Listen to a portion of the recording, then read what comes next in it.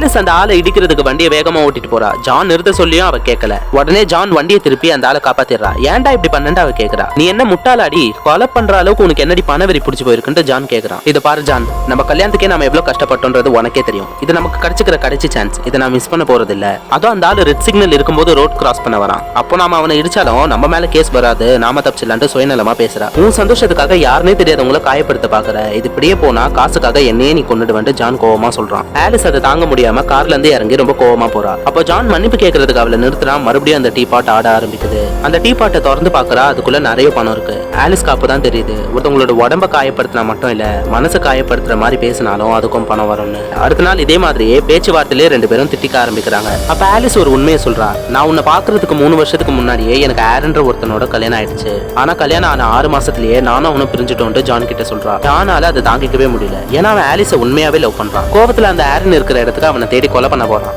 அந்த ஆரனுக்கும் இன்னொருத்தியோட கல்யாணம் ஆயிருக்கு. அவன் ஒய்ஃப் முன்னாடியே ஜான் நடந்த எல்லா உண்மையுமே சொல்லிடுறான். அது கேட்டதான் அந்த ஆரனோட ஒய்ஃப் தாங்க முடியாம அங்க வந்து போயிடுறா. ஆரனுக்கும் கோவ தாங்க முடியாம ஜானை போட்டு அடி வெளுத்துறான். ஆலிஸ் அவனை தடுக்க போனப்போ அவளோட டீ பாட் கீழே விழுந்துடுது. ஆரனும் அந்த டீ பாட்டை எடுத்து திறந்து பாக்குறான். அதுக்குள்ள நிறைய பணம் இருக்கு. ஆலிஸ் உடனே அவன் கிட்ட இருந்து அந்த டீ பாட்டை புடிங்கிட்டு அங்க வந்து ஓடிடுறா. மன உளைச்சல் இந்த ஜானும் அன்னைக்கு அவனை பார்க்ல பார்க்க வந்தவரை மறுபடியும் பார்க்க போறான். இந்த டீ பாட் வந்ததுக்கு அப்புறம் எங்களோட சந்தோஷம் கொஞ்சம் கொஞ்சமா அழிஞ்சிட்டு வந்து எங்களுக்கு ஹெல்ப் பண்ணுங்க சார்ன்ட்டு ஜான் கேக்குறான். அந்த டீ பாட்டோட சாபமே இதுதான். இது அவங்களா புரிஞ்சுக்கிட்டு திருந்தினாதான் அந்த சாபம் போகும்.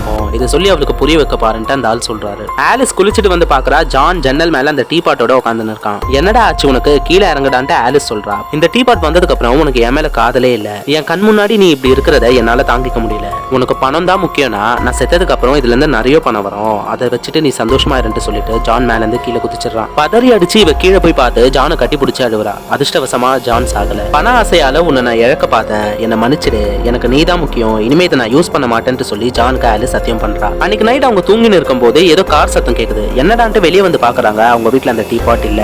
யாரு எடுத்தாங்கன்னு பார்த்தா அந்த ஆரன் தான் வந்து அந்த டீ பாட்டை எடுத்துட்டு போயிருக்கான். இதோட இந்த தொல்லை விட்டுச்சுன்ட்டு ஆலிஸ் சொன்னப்போ நமக்கு நடந்த மாதிரி வேற யாருக்கும் நடக்க கூடாதுன்ட்டு ஜான் சொல்லி ஆரினை பாக்குறதுக்கு ரெண்டு பேரும் போறாங்க. அங்க போய் பார்த்தா வீடு முழுக்க ரத்த கரையாவே இருக்கு. அப்போ அவங்க பின்னாடி ஆரன் கண்ணோட வந்து நிக்கிறான். இவங்க அந்த டீ பாட்டோட ஆபத்தை சொல்ல பாக்குறாங்க. ஆனா ஆரின் அதை கேட்கவே இல்லை. அவனோட சேர்த்து அவன் ஒய்ஃபும் இவங்களை கொலை பண்ண பாக்குறா. இவங்க பேசின்னு இருக்கும்போது அந்த திருடனுங்க மறுபடியும் உள்ள வராங்க. அவங்களுக்கும் ஆரனுக்கும் நடுவுல பெரிய சண்டையே நடக்குது. துப்பாக்கி சத்தம் கேட்டு அந்த இடமே அமைதியாகுது. இவங்க ரெண்டு பேரும் எழுந்திருச்சு பாக்குறாங்க. ஒருத்தருக்கு ஒருத்தர் மாறி மாறி சுட்டுன்னு செத்து கிடக்குறாங்க. அங்க செதறி கிடக்குற மொத்த பணத்தையும் அந்த டீ பாட்டையும் எடுத்துக்கிட்டு ரெண்டு பேரும் வெளியே வராங்க. அப்ப அந்த ஆள் அங்க வராரு.